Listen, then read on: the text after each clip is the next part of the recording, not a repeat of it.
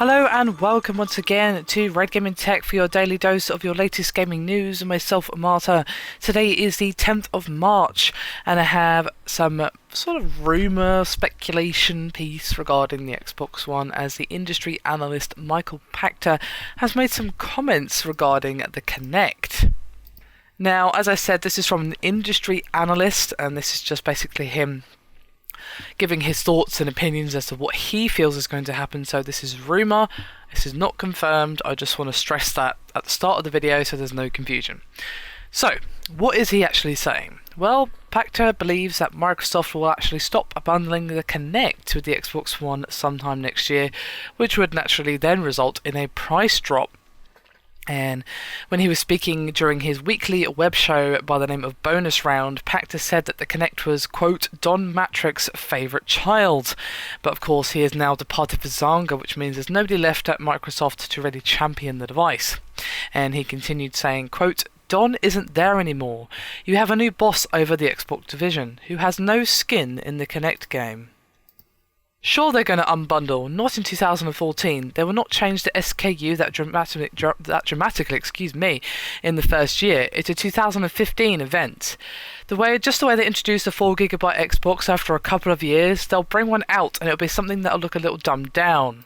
One will have a 500GB hard drive and it'll have no Kinect and it'll be at $400. Now, across most people's opinions, the Kinect is held largely responsible for the $100 price difference between the Xbox One and the PS4.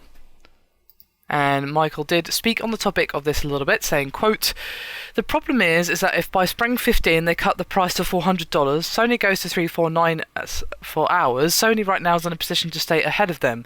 And this is what happened with the PS2. PS2 kept taking share by cutting the price.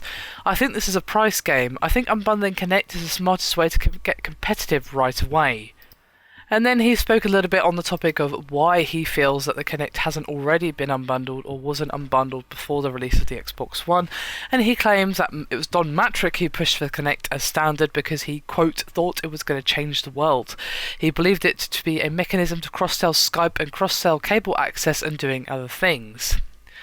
And in the interim, though, MS did, of course, realise that smartphone and tablet integration is pretty high and that they can build these features into the smart glass instead.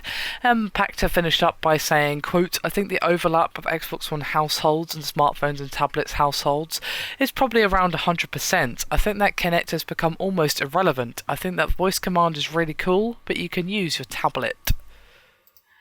So, that's the end of his quotes, and while I think that an inevitable unbundle of the Kinect is probably going to happen, I don't know if I agree with his statement that everyone who owns an Xbox also owns a tablet. That's a little bit of a ridiculous statement to make. We own, RGT owns, of course, a PS4, and we'll be getting Xbox One as well, of course, and neither of us own a tablet. We own a smartphone, yes, but do I own one that has smart glass capability? No. Would I ever get a tablet? No. Why is that? Because I have a PC. I have no use for a tablet. Now, obviously, I am one person, but I can't think of one person that I know who is a console or PC gaming enthusiast or gaming enthusiast in general or whatever who actually owns a tablet. I can think of one person who owns a tablet and she's not really that into gaming, so I'm not really sure what his logic is behind that. However, that is a little bit off topic. To be honest, I think that while obviously he doesn't have any insider knowledge or anything like that, he does have a pretty decent point regarding the Kinect and the fact that they're probably going to unbundle it at some point and it probably isn't going to be this year. So, I don't know, what do you guys think? Would you guys prefer them to unbundle it, or would you think they should just stick to their guns? Because they've obviously already changed their vision for the Xbox One quite a bit, of course. All the features that they wanted to have, including the console that were revealed at E3, have been removed because of the DRM problems and that sort of thing. So, you know, to be honest, on one hand I can see the argument for saying, hey, look, this is Microsoft's vision, they shouldn't have to not do that as much as they already have and then have to lose more of their vision. I can definitely see the logic there, but I can also see the logic of, hey, look, the fact is this, the price is relevant to a lot of people.